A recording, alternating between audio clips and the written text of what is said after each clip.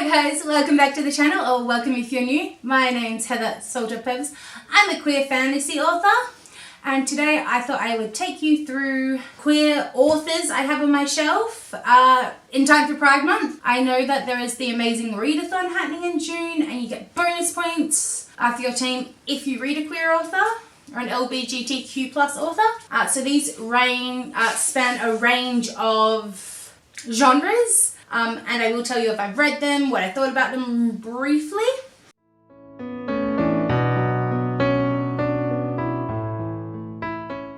We will start with a New Zealand non-binary author who also has neurodivergence, and that is A.K. Mulford. So this is the first book in her she uses she, they pronouns, the 5 Crowns of Ucarith.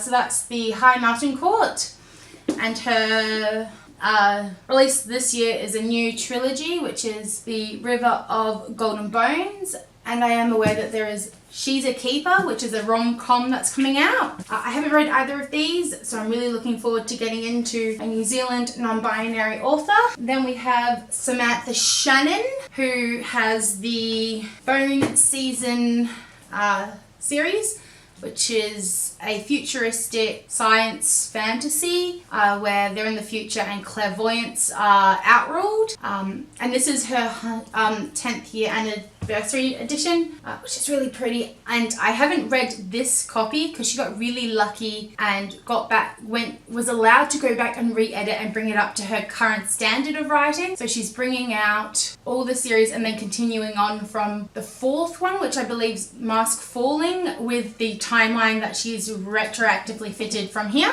Or if you're into a big hulking fantasy, queer ladies loving queendoms and dragons, you have The Priory of the Orange Tree.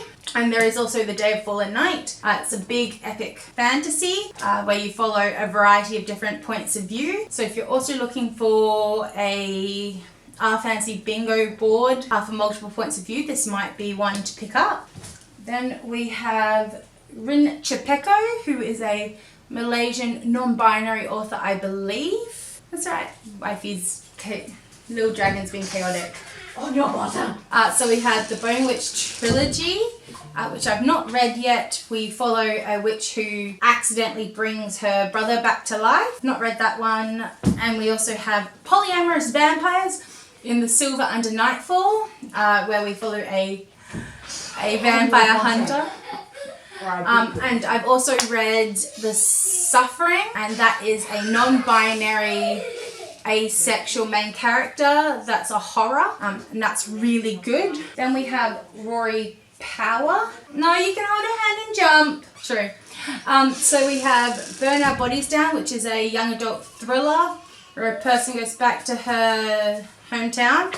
And then we have Wilder Girls, a female sapphic feminist retelling of Lord of the Flies, and they get cut off in a prestigious boarding school from the pox, and body horror. I haven't read either of those yet. We then have a contemporary female sapphic love story in Alicia Tuckerman is If I Tell You, and this is an Australian author as well. She's wonderful. I've read about half of it and then just put it down for something, so I should be picking it up again. Shauna Maguire or Mira Grant, writing under pen names. Mira Grant's Into the Drowning Deep is a mermaid expedition horror. I haven't read this. This is on a video that I put up this year, so I will link it up in the cards. And then we have one of my all-time favorite series. Thank you, beautiful wifey. The Wayward Children series. I think I've got book 3 and 4 here, but you don't necessarily have to read them out of order. They're little quick novellas, and we follow children that go through portal doors and they get spat back out. Then we have another amazing non-binary author who's also Australian. I actually went to school with her, and that's Meg Caddy, and this particular one is a historical pirate story called The Devil's Butlers, and they also do have a young adult fantasy called War or Where. And then we have Alice Oseman, Radio Silence. Everyone just kept telling me I would love this story. I haven't read it. She is also the author of the Heartstopper graphic novels. Sorry, Josie decides to say hello. And then we've got Catelyn Barron and Cinderella is Dead, which is a 200 years since Cinderella found her prince, but this fairy tale's not over. So Sophia is a girl who goes through and finds most to a ball, but she doesn't want to be chosen this time. And then we have Patrick Ness, writes a variety of things. So we've got a middle grade, A Monster Calls.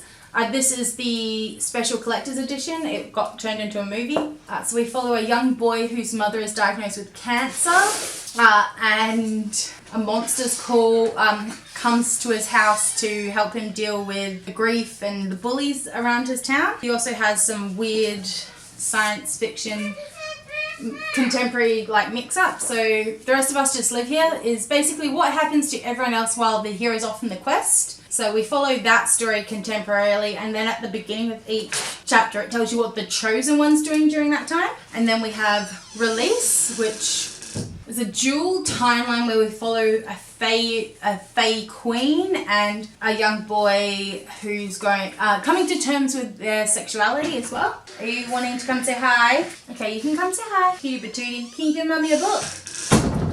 You're gonna come help Mummy get books? Hi. And then we have Queen of the Conquered by Casey Callan, and he, they pronouns. Hold the book? Yeah. So this is a author of colour as well. I don't know much about this other than it's an island and they are inspired by a family massacre of colonisers. So I think this is A.M. Strickland, Into the Ravenous Dark, which follows magic and people getting into it. And they also do have a few different ones. You have a stethoscope and a Pikachu. I need them, do I? Okay, thank you. Pikachu and the stethoscope have come to say hello. Do you want to sit there and just play with them? Yeah. Okay, you play. But you need to play quietly. Okay. We then have Kieran Shaijo, uses she, they pronouns, and it's a science fiction retelling of the only female emperor of China. And it's Pacific Rim meets Battle Royale, I've been told. Follow them on all their social media. They are so amazing at all they say and do.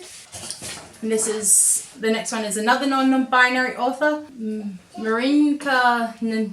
This one is the only one I've got of theirs on the shelf. And this is where it ends, and it follows a school shooting from a couple of different points of view. And they are a non-binary author from, I think, the Netherlands. And then we have TJ Kloon.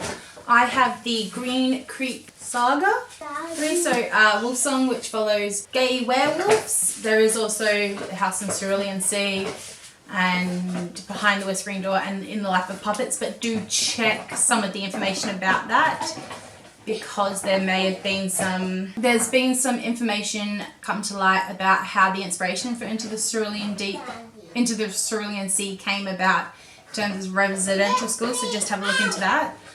We then have Dreadnought by April Navas, who's a transgender author, and we follow Dreadnought, who dies in front of one of their biggest fans and transfers their power to the stand by Danny.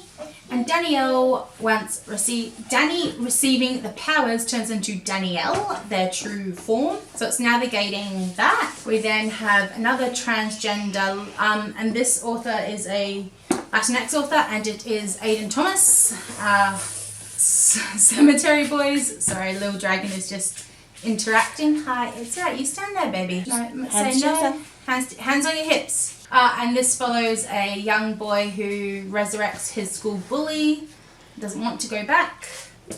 We then have Victoria Schwab or V.E. Schwab. So I've got the middle, Gallant, which is a young girl who's mute by choice, and then they inherit a state called Gallant, and it's how they navigate that. And then we have an old one. It's the Archived series. The Dark Vault is what this bind-up is called. We followed Archived and Unbound in this. So every body has a story to tell, and pictures, life is seen in pictures and librarians can read them. The dead are called histories, and the vast realm of them live in the archives, and some of them escape back into the world, I believe. So I do need to get back in. I actually need to read this. It's bind up, so I will be counting it as 2. And then we have a middle grade graphic novel, Nimona, which is also a Netflix animated movie now. Now, the author is now called N.D. Stevenson. I did get this before they transition, but it's just a cute story about a shapeshifter who befriends the villain of the story, who is in love with the male knight who guards the queen. They are the out. Oh, and if you would like to support this queer author and read a paranormal fantasy, I do have Cursed Cove and Haunted Headland. This is my proof copy, I'm sorry. Haunted Headland, where we're going to follow Delilah as she navigates how to move forward with a accident that kills her sister. And I will be having her Daffodil Queen coming out in June, which is a sapphic reimagining of Hades and Persephone with Welsh mythology. So enjoy your reading. Enjoy your reading. And let's use our voices to create a better world. A better world.